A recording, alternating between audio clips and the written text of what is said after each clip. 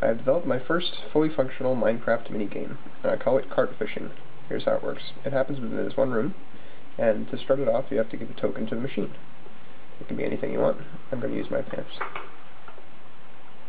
Okay, your goal, once this door opens, is to try to snag the cart in the next 25 seconds. I got it. Alright, you come back here, and you pull it down. Hear that tone? That means I got a point. Yes, I got it again. Okay. It's actually quite difficult to get it twice in a row. Twice. Oh baby, I'm on a roll.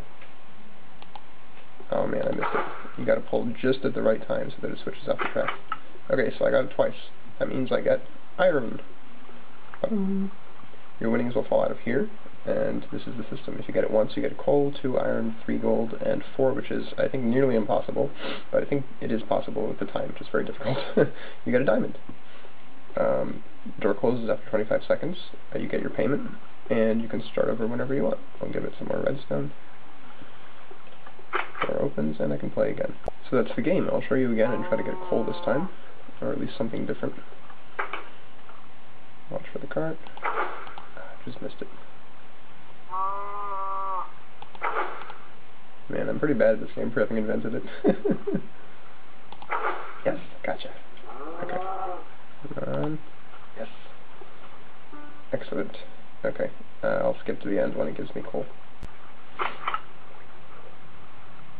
Boop. Coal! Hooray. Before you ask, it is possible to stop the minecart using the fishing rod.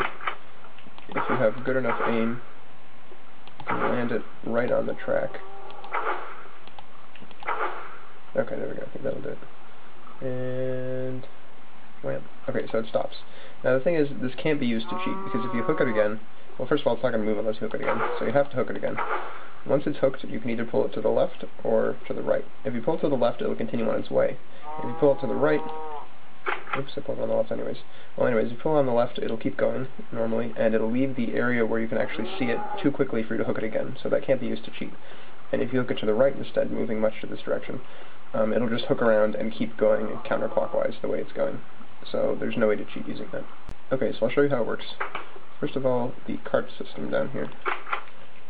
I had to modify it a bunch during playtesting so that it would work properly. So the basic concept is that when you hook the cart and you pull it, you can change its direction if it's going below a certain speed. So if you pull it right when it's on either of these two tracks here, it'll switch directions and go down this way, triggering the get a point button, and then come back onto the track over here.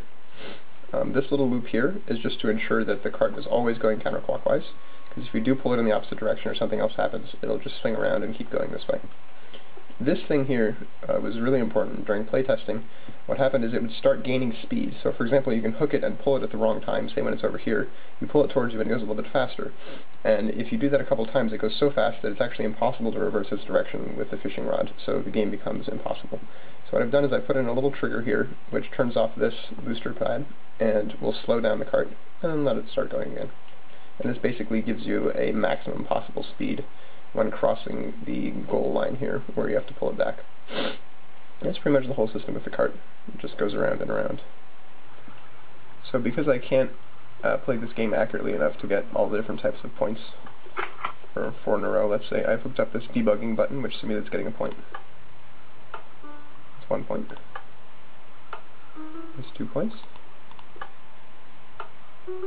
3 points. And the fabled diamond.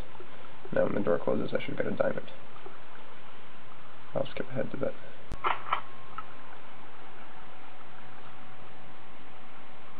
Diamond!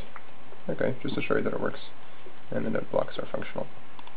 So the way that the money accepting part of it works is pretty much identical to my vending machine, actually. We've just got a system with water going by a pressure plate. The item goes in, hits the pressure plate, keeps going. And I've actually used the item for the timing process because I didn't want to have to make a million of these little repeater blocks. So underneath here is just a zigzagging water course that ends up out here. And so the item goes through the water course and ends up clicking this button to shut the door and end the round, which takes about 25 seconds. So the door being open or shut, and the round being active or not, basically, is controlled by this, what I've learned is called an RS NOR latch. which I independently came up with again, reinventing the wheel. We have two torches hooked up to each other in a bistable circuit, which either this part or this part will be on. So when this part here is on, the door will open and the round will be active, and when this part here is on, the door will close and the round will be inactive. So the object hitting the first part and the last part of that water slide over there switches this latch on and off. If that master latch is on and the game is running, then when a signal comes from here, which is where the cart runs over the get a point button, it'll send a signal down over here across 5 different RS NOR latches. And all of these latches have the same system built into them, where if they get a signal from the get a point button and they're in the on position, after a short delay here, they will turn themselves off and turn the next latch on. So all of these latches start out in the off position, except the first one always starts out in the on position. So when you get a first point, the first one turns itself off, turns on the next one, and you have point 1 is activated. When you get another point, point 1 turns itself off, turns on the next one, you have 2 points, and so on and so forth. So you can get up to 4 points, and the point information is stored in these latches. And when the game ends, there's a reset signal, which resets them all to off except for the first one, goes to on. But that's delayed a bit, and before the reset signal sets everything up again, we have a faster signal from the same button when the round ends, which comes here and basically couples with every single one of these latches and checks if you have a point. And if you do have a point, it sends a signal over here to the dispensers up above the system and gives you your prize. And immediately after that, the whole system resets because the laggy reset signal comes in. And every time you get a point, there's also this system here which leads to a bunch of note blocks which triggers either 1, 2, 3, or 4 noises like you heard. That's pretty much the whole system, I think. I hope I explained it well enough. It's not too complicated, it's just a lot of stuff to put together. It took me a while to figure it out. And there you have it. Cart fishing. Let me know what you think.